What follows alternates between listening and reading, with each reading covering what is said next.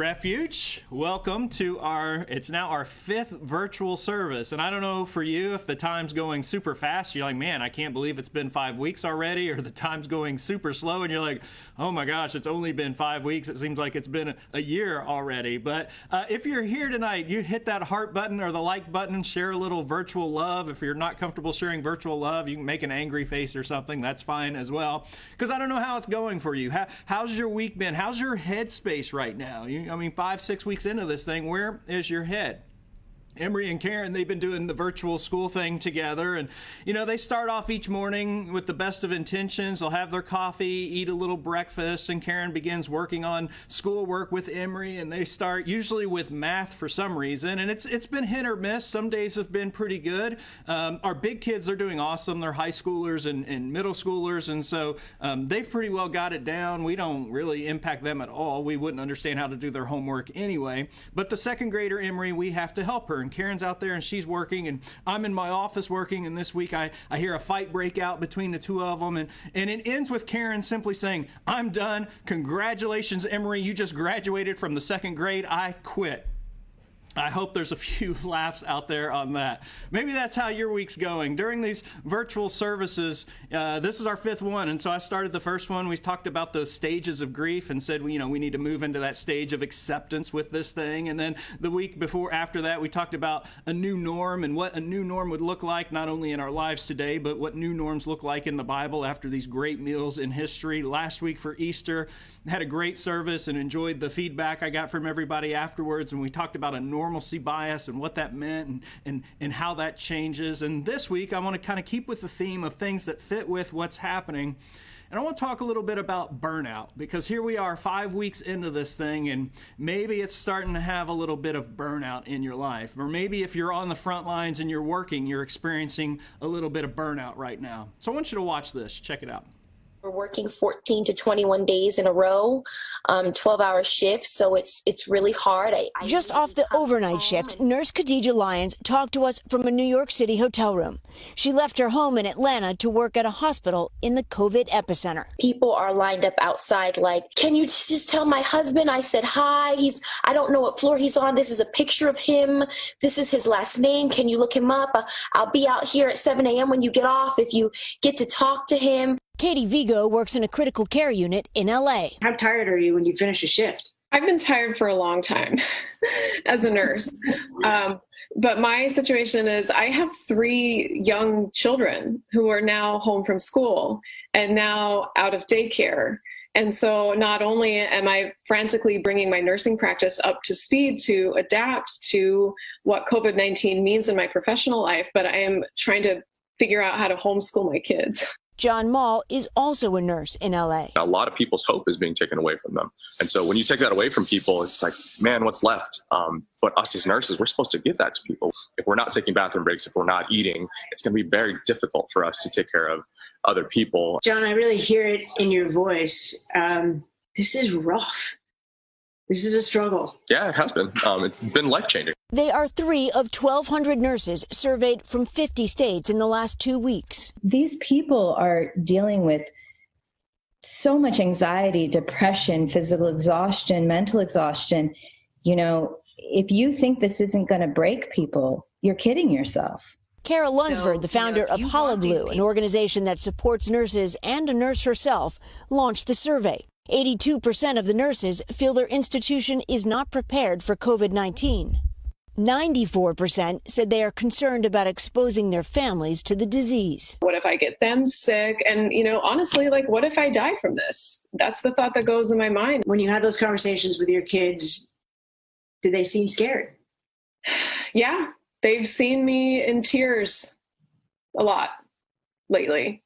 But I think it's important for children to see that, their parents are human beings and we're processing a lot of emotion. A majority of the nurses surveyed said they are considering leaving their current job or quitting the industry entirely. It's hard to perform at a high level with a high level of anxiety and high level of stress. Is it sustainable? Can you guys continue to do this for weeks and weeks? I don't think it is. Personally, I can't see it. Nurses were burned out. As much as I want to help, I cannot pour from an empty cup. And I think it's important to realize that. The nurses already dealing with a tough job, now being stretched to their limits. Stephanie Gosk, NBC News, New York. Hey, NBC. That's a tough situation, and I saw that actually a week and a half ago on NBC News, and been trying to watch a little more news lately, and I rewatched that this week thinking about the message tonight and just some words. I don't know if you heard the words they were using, but I wrote some down. Exhaustion, burnout. She says, is this sustainable? I can't pour from an empty cup. That statistic that 62% of the nurses interviewed are thinking about quitting, and I hope they don't, but that's kind of a humbling statistic. But I want you to compare that video to this video. Watch this. You've got to love these ladies. 3 courageous Lee County nurses are fighting the COVID-19 virus from the front lines in New York City, where there are more than 110,000 cases. Gina Williford, Jackie Lem, and Jennifer Concepcion are nurses at Associates in Digestive Health in Fort Myers and Cape Coral. Earlier this month, they packed their bags for New York. NBC2's Ashley Dyer talked to one of the nurses about what she's experiencing at the epicenter of America's outbreak. Peter, it's unbelievable to hear about the challenges these women are just conquering every day. They are working 12-hour shifts, 7 days a week, spending all of their time alongside COVID-19 patients. April 5th, the day Gina, Jackie, and Jennifer touched down in New York City, facing the COVID battle from the front line. When I look at up and down the hallways at the healthcare workers that are here, they need us. Dressed head to toe in scrubs in an empty Times Square, these are the superheroes of the COVID-19 pandemic. I'm actually here to make a difference with my coworkers and everybody that's with me that's come from all over the world. Gina spoke with us during a break, which was short-lived, just about 6 minutes. I'm having 2 to 3 ventilator patients per day, which are on multiple vasoactive drips. So they can have 5 or 6 or 7 IVs going at one time. She's very useful there because of her knowledge. Back home in Fort Myers, Gina's best friend, Katie Garber, couldn't be more proud. She's an amazing person and she would change the world, and she is changing the world by just being there. And she's a hero to so many. And if my family members were there and she were caring for them, I would just be so relieved. Gina and Jennifer are stationed at Bellevue Hospital in Manhattan. Jackie is assigned to Kings County Hospital Center in Brooklyn. There's an atmosphere here that I've never felt anywhere before. There are blurred lines between all the positions. The physicians, the nurses, the medical assistants, everybody here is elbow to elbow. No difference in anybody. We're all working side by side. It's Gina's first time in New York City, and she says there's no other way she'd rather spend it. I wake up in the morning and I can't wait to get here. I have met some of the most incredible people, but I don't know what they look like. We're all covered up. We don't know. The nurses who will eventually return to work right here will have to self-quarantine for 14 days before they can do that. However, it might be quite some time still until we can welcome them back to Southwest Florida. Gina has already told me she plans to stay in New York City indefinitely until the hospital no longer needs her. I'm live in Fort Myers. Ashley. See, it was an entirely different story, and that really struck me when I saw that this week. Here's words they used in that video. They need us. They want to make a difference. They want to change the world. She says the atmosphere, she's never felt anything like it. And in that, she meant just the excitement of how fast-paced and fun that it was. She said she wakes up and she can't wait to get there. Just a quick sidebar. Be praying for those frontline workers, whether it's nurses or our people at Publix or firemen or anybody out there, or teachers, everybody that's working through this crisis on the front lines. We ought to be praying for them. If you know somebody working on the front lines, you ought to be praying for them by name, because they have a hard job. They have a hard job all the time, and that's only been amplified during this pandemic. And you can't blame either of those groups of nurses for the way that they feel. But how do you explain the difference between those two groups? They're doing the same job. They're making the same sacrifices. Maybe you say, well, it's their attitudes. And maybe I would say, well, you're right in saying that. But why are their attitudes different? And let's take that a step further. Why, for some, does this stay-at-home order feel like a prison sentence? And for others, it feels like the longest staycation ever. And again, I'm not minimizing. My heart goes out to all those who have lost jobs and feel isolated right now. Let's take that even a step further.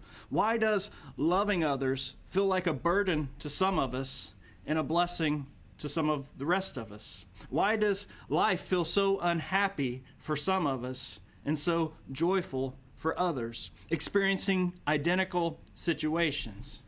I want to give you an equation, and I introduced this a couple of years ago to the Refuge family. It's happiness equals reality divided by expectations. And I bring that up again because for me, when I discovered that idea, it was a life changer, especially on those days and those weeks and those moments when I am not in a good headspace. As a church, we just finished working through the Gospel of Luke, and soon we're going to pick up in his sequel, the book of Acts, and we've been in a 4-year study of that, and we're going to complete that study in the coming months. But I wanted to just take a few weeks, and I don't know how long, wherever God leads, but I just want to take a few weeks and have a palate cleanse and just hit on some of the things that seem especially relevant to us right now. Last week, during Holy Week, I posted a timeline of the events in the Holy Week of Jesus' final week, and we started with Sunday, we had the triumphant entry. And then on Monday, we got Jesus going to the table and he's flipping over, or to the temple, and he's flipping over tables and he's causing a scene. And on Tuesday, he's making just these verbal accusations and confrontations to the religious leaders. By Wednesday, we said that the religious leaders, well, they had had enough of Jesus. They're ready to dispose of this radical, rebellious misfit. And so the problem was, well, how do we get rid of Jesus? Jesus knows this, and as he has throughout the history of the world, as he has throughout his time on earth, he's going to remain in full control. He's going to remain in control of the hour of his death, the place of his death, the method of his death. Jesus is always in full control.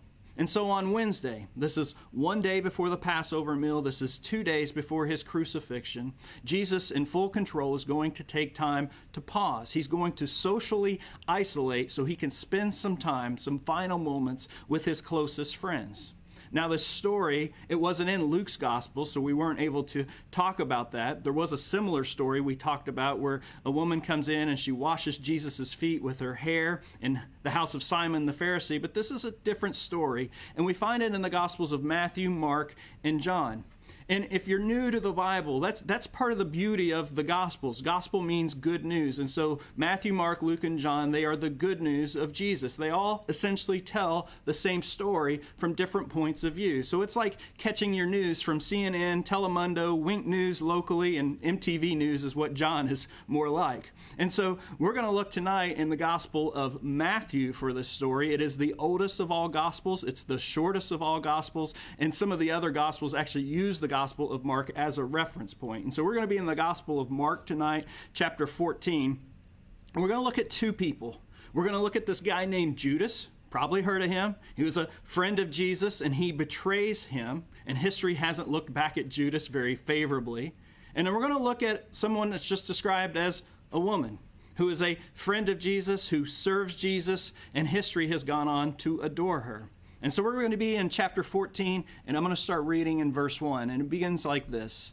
It was now 2 days before the Passover and the Feast of Unleavened Bread, and the chief priests and the scribes were seeking how to arrest Jesus by stealth and kill him. For they said, not during the feast, lest there be an uproar from the people. So as I said, the religious leaders, they're looking for a way to kill and arrest Jesus. And in verse 10, if we skip ahead just a little bit in this story, that plan begins to play out. So verse 10 says, Judas Iscariot, who was one of the 12 disciples, went to the chief priests in order to betray him to them. And when they heard it, they were glad and promised to give him money. And he sought an opportunity to betray Jesus. The leaders needed a plan, and Judas has become that plan. But why? Judas had unrestricted access to Jesus. Judas saw all the good works that Jesus did. He witnessed all the miracles. He heard all the teaching. And yet for 30 pieces of silver, that's information from one of the other Gospels, Judas betrays his friend. Why? Well, let's go back to happiness equals reality divided by expectations. And look at how that plays out. Judas had an expectation for Jesus. We don't know what that expectation was, but he wanted something from Jesus. Jesus was simply a means to an end. And we don't know if that was political power or position in a new government that he thought Jesus was going to set up. But at some point in the ministry, Judas does a cost-benefit analysis. He looks at the life of Jesus. He looks at the life of his friend, alive and doing what he's doing. And then he considers, on the other hand, 30 pieces of silver, which is a relatively small amount. In fact, it was the smallest amount that you could pay for a slave. And so Judas does this cost-benefit analysis, and he comes to the conclusion that Jesus was worth the lowest dollar amount that could be assigned to another human being's life. He decides that Jesus was worth more dead than he was alive.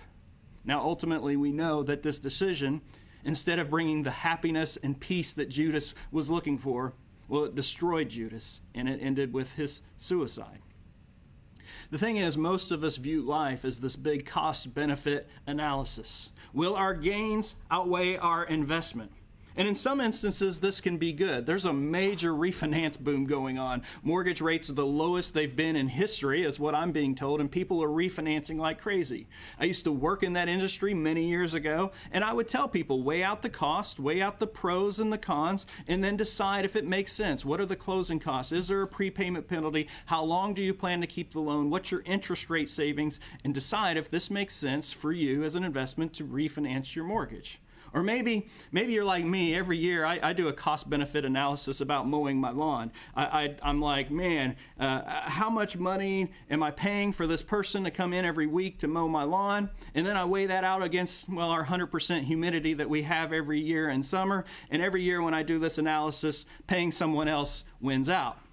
But the problem with this idea is this doing a cost-benefit analysis can work into every aspect of our lives. It can work into our relationships. How does this person benefit me? How can I use this person to my advantage? Are they too costly to continue being friends with? And so when we have this line of thinking, people become articles of consumption. How does this person make me feel better? How are they making me stronger? How are they contributing to my agenda?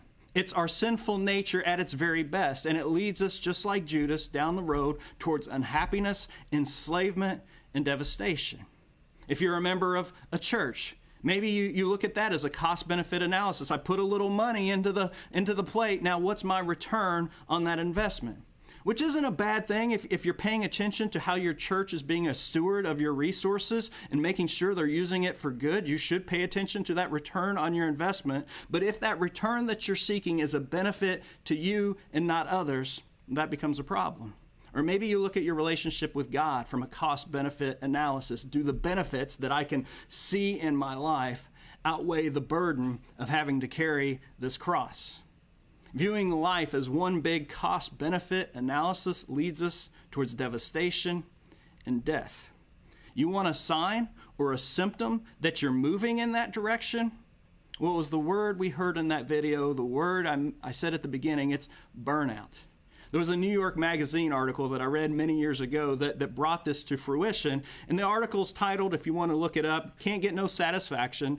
In a culture where work is religion, burnout is its crisis of faith. And I just want to read to you a little bit from that article. It said, people who are suffering from burnout tend to describe the sensation in metaphors of emptiness. They're a dry teapot over a high flame, a drained battery that can no longer hold its charge. Now, who hasn't felt like a drained battery that couldn't hold its charge? Maybe that's how you're feeling tonight, watching this virtual service. You're trying to balance out working from home and not murdering your kids as you do virtual school. Or maybe if you're a Christian, this is how your Christian walk feels. You're trying to love others. You're trying to serve others. You're hoping, man, can I at least get a thank you for the work you're doing? And instead you get an F you in return. That first group of nurses that we looked at, you could just tell how drained their batteries were. You could see how dry their teapots were being scorched. And that's actually very common in what's called the caring profession. That's what this article in the New Yorker states. I'll continue reading it to you. It said, back in the 70s, it's a long time ago, when people marched into the world with convictions about changing it, burnout was considered a noble affliction. It meant that you depleted yourself while helping others. Almost all the research that had been done on the subject was on the people in the caring professions: nurses, public school teachers, legal aid workers, social workers, clergy. Because many of these people were idealists, and because they worked with the hardest luck cases, they were highly susceptible to disillusionment. Those who burned out were not only physically and mentally exhausted, they were cynical, detached, convinced that their efforts were worthless. They held themselves in contempt. Worse, they held their clients in contempt. They began to loathe the same people they originally sought out to help. Now, I doubt any nurse or any teacher or any social worker or pastor or counselor that they go into those lines of work for the money. They go into those lines of work because they want to help people. They want to make a difference. And that is the root of the problem. Because when they work and they put forth the effort and they don't feel like they're making a difference, when others are ungrateful for all their hard sacrifice and service. At one point in this article, the author, he's interviewing a $350 an hour executive coach. And most of this guy's clients are bankers and lawyers, people that are usually susceptible to burnout. And he says this $350 an hour executive coach, he says, the answer isn't any different for a banker than it would be for a public school teacher. He says this, he says, there's a gulf between what they expected from their jobs and what they got. And so the writer, he says, what do you tell them? And the coach says, I tell them happiness equals reality divided by expectations. And that's where I got that phrase from. So we saw in that opening video, we saw in this article that I just read, and from personal experience, that it's usually not the long hours or the stressful conditions that leads to so much unhappiness in our work. It's the reality of our job did not meet our expectations of our job. In the Gospel of Luke, we looked at this meal where Jesus is having a meal with this notorious sinner, Levi, who goes on to become Matthew. And the Pharisees are like, how could you have a meal with such a sinner? And Jesus just has this beautiful response. He says, it's not the healthy who need a doctor. I have come to heal those who know they are sick. It's one of my favorite lines in the Bible, so much so I put it on the front page of our website after I taught on that earlier this year, because that just embodies who we are at Refuge. But when we join Team Jesus, we become nurses for that great physician. We become his hands and feet. And so we start serving, and we want to make a difference, and we want to see lives changed, and we want to help heal others for Jesus. And then we don't see immediate results. We become discouraged and we become burned out because what we expected isn't matching up with our reality. Or to put it another way, the denominator of our expectation is exceeded by the numerator of our reality, making us feel less than 100%. You didn't know you were getting a math equation and a math workout tonight. This is doing virtual school with our kids. There's a lot of math going on in our heads. But the thing is, the higher the denominator and the lower the numerator, if you do the math and you can figure this out, the lower the percentage goes for your happiness. We can take this idea and we can apply it to every aspect of our lives. We can apply that to our work. We can apply it to our marriages.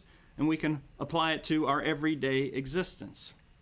We set these high expectations for money, for affirmation, for control, for prestige, for positive feedback, for comfort.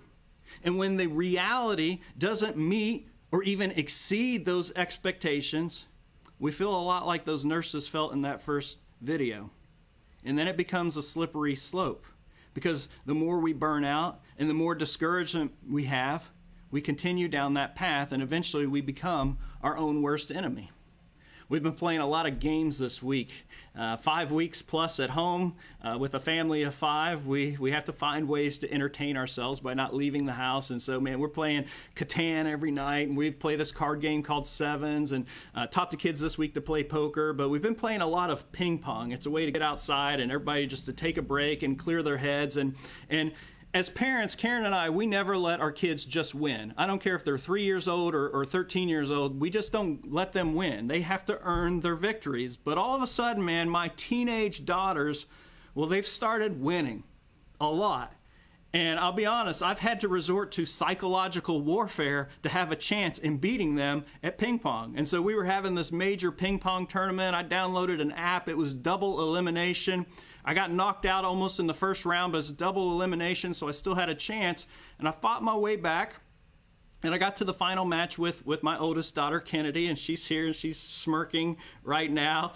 And I'm down. It's like 20-18. I'm about to lose this thing, and I start just messing with her head. I start doing these breathing exercises and saying namaste and all this stuff. And it starts to get into her head a little bit, and she misses one. And then she misses another one. And little by little, I got into her head and I won. And then I beat her a second time. And just so you kids and everybody know, I am the Culbertson ping pong champion of the world. But I don't even know where I'm going because I got these kids just giving me death stares right now. Poker, we're like learning new games. We're running out of things to play. I'm like, hey, when you guys get to college, you're probably going to end up playing some poker. So we taught the kids to play poker this week, and they're doing pretty well at that too, and about, you know, betting on poker, and we're using fake money and all that stuff. But I told them in poker, there's actually this thing that you have to learn to overcome called being on tilt. It's really this thing where you go down that slope, you start losing, and you go on tilt, and you start losing more and more because you can't get your head straight. And so where I'm going with this is when our expectations don't meet our reality, our life can go on tilt. And Satan begins to use that against us, just like he did with Judas, and it can take us on this downward spiral towards more and more unhappiness. And so what do we do about that? I'm reading a book this week, and I haven't read the book Simplicity by Richard Rohr. I need to because this lady in the book quotes him, and she quotes him saying this. He says, "We cannot think our way into a new kind of living. We must live our way into a new kind of thinking." So what is this new kind of thinking that we need to develop? Well, we find the answer in the sandwich between the two stories of Judas. And that begins in verse 3, and so we're going to back up and read that together now. It says, "And while Jesus was at Bethany in the house of Simon the leper." Now this is actually Simon, the former leper. Jesus has already healed him, but apparently once you're a leper, it's hard to shake that name. We've got Simon here, and he is the father of Lazarus. You may know Lazarus. He was brought back from the dead, and Jesus wept, and he's there, and he's crying, and it's his friend, and he's got these two sisters named Martha and Mary. And so remember, again, this is Wednesday of Holy Week, and it's 2 days before Jesus' death. And so what he's done is he's gotten away to spend a few final moments in the solace of these just very close friends. And so he's there at this house, and it says, as he was reclining at the table, again, another meal in Scripture, it says, a woman. Now, if we read again in John's Gospel, it's great to read all the Gospels. John says that this friend is actually Mary, the daughter of Simon. It says, Mary came in with an alabaster flask of ointment of pure nard, very costly, and she broke the flask and poured it over his head. Now, that's a very awkward sentence. It sounds a lot like our current president when he speaks. There's just all these adjectives thrown into the sentence. It's a woman came in with an alabaster flask of ointment of pure nard, very costly. And what our writer here is trying to get across, though, is just how special this gift is that she is giving to Jesus. I'll just give you some bullet points here. An alabaster flask, not only is that something that's beautiful, but it would be very costly. And it would be sealed shut. And the only way to get to the contents of what's inside that flask was to break it open. And so this is like a one and done type thing. When you broke it open, you had to use it all. You couldn't just spritz a little bit on and go out for the night with this perfume. You had to use it all when you opened the flask. And inside of that flask is this ointment.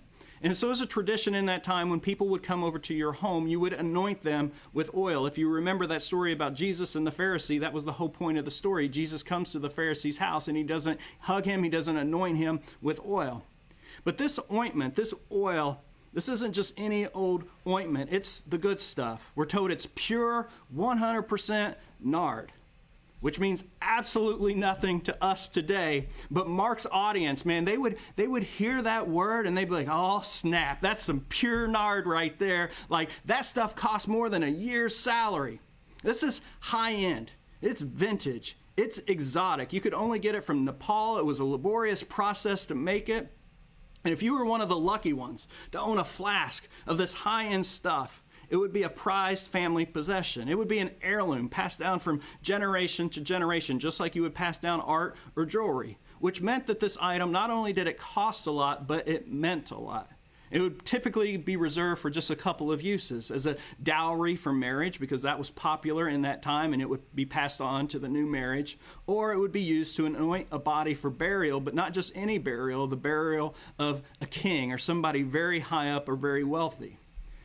Now, Jesus' friends, they're farmers and they're goat herders, and this is not a rich woman with this jar.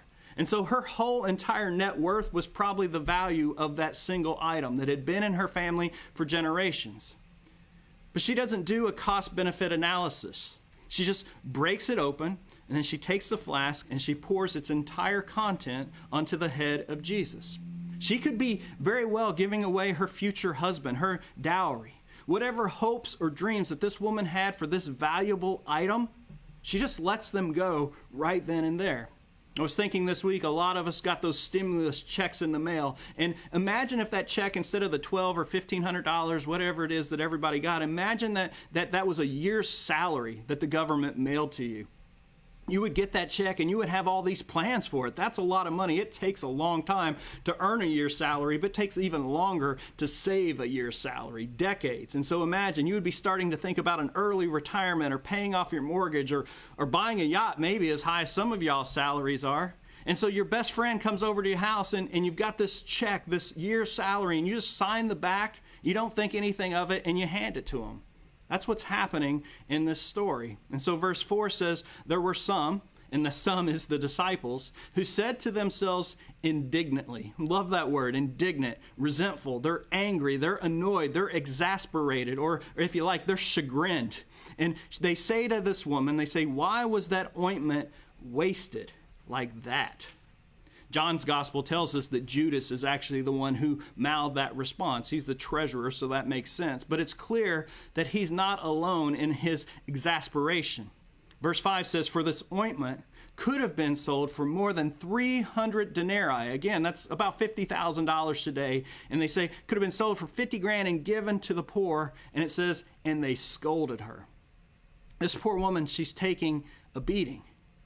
But don't the disciples have a point? I mean, based on a lot of Jesus' teachings, it sure would seem so. Because Jesus' top priority would seem to be taking care of the poor and the afflicted. And so if they called a meeting together, they'd say, come on, Mary, let's think about this. Let's do a cost-benefit analysis. Don't be an idiot. I mean, what has more benefit? Opening up this thing and pouring it on the head of Jesus so he can smell good for one night, or using that money to stock a food pantry for an entire year? But Jesus says, after this woman does this act, he says, leave her alone. Why do you trouble her? She has done a beautiful thing to me. Jesus doesn't say, don't trouble her. She's done a very useful thing. He doesn't say, leave her alone. She's done a very practical thing. He says, leave her alone. She's done a very beautiful thing to me. He says in verse 7, for you will always have the poor with you, and whenever you want, you can do good for them, but you will not always have me. Jesus is just stating a simple fact that we all know: the poor will always be among us. No matter how much you and I give, there's always going to be poor. No matter how many social programs we implement, there are always going to be people who are poor. No matter what your economic philosophy in life is, it can be socialism, capitalism, communism. History has shown us over and over again, no matter what you subscribe to, there will always be the poor. It's a fact of living in a broken, sin-filled world, that some things are always going to be unequal and unfair. There's always going to be someone on top and someone on the bottom. That isn't an excuse to disregard the poor, though. In fact, I think Jesus is giving a reminder that we have an ongoing obligation to take care of the poor. Jesus said, if you love me, feed my sheep. Jesus said to the rich young ruler, he said, sell all your possessions and give them to the poor. Jesus in Matthew 25, which is right before this teaching in Matthew's gospel on the woman with the alabaster flask, he uses some of the strongest words in all of his ministry. He says to the disciples, "Depart from me, be cursed into eternal fire, for I was hungry and you gave me no food. I was thirsty and you gave me no drink. I was naked and you did not clothe me. Truly I say, if you did not do it for the least of these, you did not do it for me." He's talking about sins of neglect and omission. No point of spinning is going to neutralize Jesus' teaching on that item. And so I feel for these disciples because they're confused.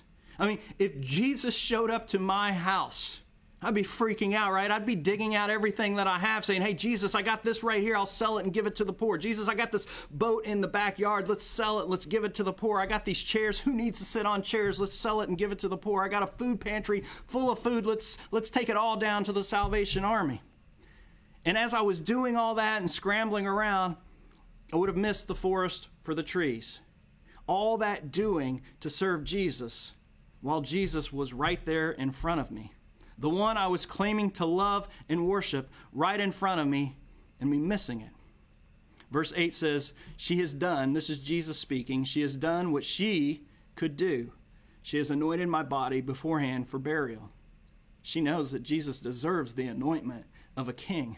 He's about to die. Of all the people in Jesus' life, this one woman seems to be the only one who gets what's about to happen. And so what this woman does, it's unique. And it's an opportunity to do something beautiful for Jesus that only she can do. And Jesus says, "And I truly say to you, wherever the gospel, wherever the good news of Jesus is proclaimed in the whole world, what she has done will be told in memory of her." And for 2,000 years, that's what's happened. See, we can serve the poor, and we can be the greatest social justice warriors on the planet, and we can still miss loving Jesus. If we do anything for a purpose other than love of Jesus, then we've set the wrong expectations, and our reality will eventually yield disappointment, burnout, and unhappiness. And so we have two people in this story. We have Judas and we've got Mary. Judas is unhappy, he's enslaved, and it leads to devastation. But Mary is free. Judas has expectations from Jesus. He wants power. He wants political might. And when those expectations are not met, Judas does a cost-benefit analysis and decides that Jesus' greatest benefit to him is 30 pieces of silver. Mary has expectations too for Jesus. She expects that Jesus is going to love her. She expects that he will always be with her. She expects that Jesus will always be her friend. And those kind of expectations will always exceed our reality if you're in Christ Jesus. And so as I thought about it this week, I want to update my equation a little bit just to take it out to the nth degree. That infinite love, if that's the reality on top, is divided by our expectation to be loved by Jesus. Well, that gives us eternal happiness. How much happier would we be if we woke up every day with no expectation other than to be loved by Jesus? I mean, how could we possibly burn out? Because his love never runs out. What if we served others with the expectation of nothing but doing a beautiful thing for Jesus, as this woman did? What about your work? On Monday, you show up and you're not there just to get a paycheck or be validated in some way, but you show up with no other expectation than to use the time that God has given you that day for his glory. How much happier would you be? What about your marriage? What about if you looked at your marriage as an expectation that you get to spend time with the Holy Spirit and watch him work on your life instead of whatever unrealistic expectation you've placed on your spouse? How much happier would your marriage be? What about your friendships? Instead of saving up social capital that you want to take a future withdrawal on, you just are in them for that person. Or what about your relationship with God? No longer in it for what's in it for you, that he owes you something. You're just in it because he loves you. Or what about, as the disciples say, serving the poor or helping others or ministering to others? What's your expectation? You want to feel good about yourself when you do it? Do you want to be appreciated for your hard work when you do it? Do you want to see a life changed? What if you gave to the poor and they mismanage what you gave them and they find themselves still poor? What if you try to help a friend get sober and they only end up resenting you for it? What if you treat your patients, you nurses, with love and kindness, only to work longer and harder hours and never to get a thank you? What if you're up till 3 or 4 a.m., teachers, trying to figure out how to do this virtual classroom thing, and all you get is a bombardment of complaints from parents and administrators that you're not doing it good enough? What if you decided to stay home as a mom and you're with your kids and you say they're your most valuable ministry, and then one day they claim that you were a helicopter mom and they walk away from Christ? What were your motives? What were your expectations? Because if it was anything other than doing a beautiful thing for your love of Jesus, then you're eventually, I promise, going to be let down. One of my favorite books I read many years ago and early on in my Christian walk is written by Shane Claiborne. It's called Irresistible Revolution. I just want to quote you from his book. He says, "I developed a spiritual form of bulimia where I did my devotions, I read all the new Christian books and saw the Christian movies and then vomited information up to my friends and small groups and pastors. But it never had the chance to digest. I had gorged myself on all the products of the Christian industrial complex, but was spiritually starving to death. I was marked by an overconsumption, but malnourished spiritually, suffocated by Christianity, but thirsty for God." Our goal in life is to get more God. Our goal in life is to know and to love Jesus. And sometimes that does mean feeding the poor. And sometimes it's just doing a beautiful thing that seems to serve no purpose at all, but it's beautiful to Jesus. And I'm going to be honest, this is such a weird concept that it's hard to even think of, well, what does that look like? And so I asked some of our leaders at Refuge, we have a group, and I said, what does this look like? And they kind of went down the path initially of some things that there are practical purposes, there are utility to. Then I got some better responses. Andrea, she said, talking to Jesus throughout the day, telling him you rely on and trust him. It doesn't feed the poor, that doesn't help the poor, but it's a beautiful thing to Jesus. Sue Ann, she said, lifting up our hands when we're in a worship service or going up to an altar if your church has an altar. Doesn't serve any utility, but it's a beautiful thing to Jesus. Carly said, caring for our bodies. She said it might look selfish, but it's showing honor for God's creation of which you are a part of.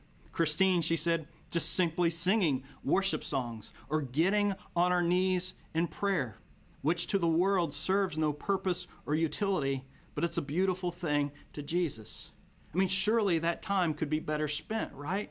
But Jesus sees all of those things as beautiful because he sees you and I as beautiful. Gandhi is famous for saying this, "I like your Christ, but I do not like your Christians." I was telling Karen this week, we were having our driveway workout. I said, too often I think we love our Christians without loving our Christ. It doesn't matter how good and noble our deeds is if we don't see God's beauty. We can feed the poor and not love Christ. We can help the sick and not love Jesus. We can go to every Bible study, every church service, and not love Jesus. The whole point of everything we do, whether it's church or our serving, or your work as a nurse or a teacher or a pastor, if you're an IT tech or a delivery truck driver, it doesn't matter. It isn't to get something for you. It's to give something to Jesus. It's not about investing for ourselves. It's about investing of ourselves. And so this alabaster flask of ointment that was expensive, or if it's your time, or if it's your money, or if it's your gifts and talents, if you see something that only you can do, no matter how silly everyone else thinks it might be, if you're doing it for Jesus, don't overanalyze it. Just go for it. And I promise you, and I can make this promise, that Jesus will say, what a beautiful thing you've done for me. Do you see the freedom in that? Do you see the happiness that that can give? But to be free like that, you've got to see the beauty of Jesus.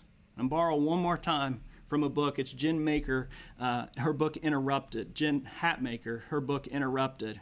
And she says it like this about seeing the beauty of Jesus. She said, Jesus came to the foulest, filthiest place possible, earth, a place full of ungrateful, self-destructive people who would betray him more than they'd love him, a whole planet of Judases. He broke his body for rich people who would curse him the second their prosperity was endangered. He poured out his blood for those who would take his word and use it as a bludgeoning tool. He became the offering for people who would slander his name with ferocity, yet his grace was theirs for the asking until they drew their last breaths, even if all they could offer him was a lifetime of hatred and one moment of repentance. To have freedom, to have happiness, we got to see the beauty of Jesus. That he's not looking for a payback on his investment.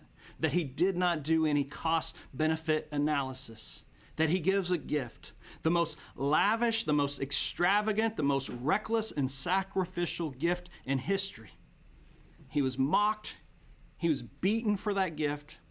He gave all he had simply because he saw the beauty in us.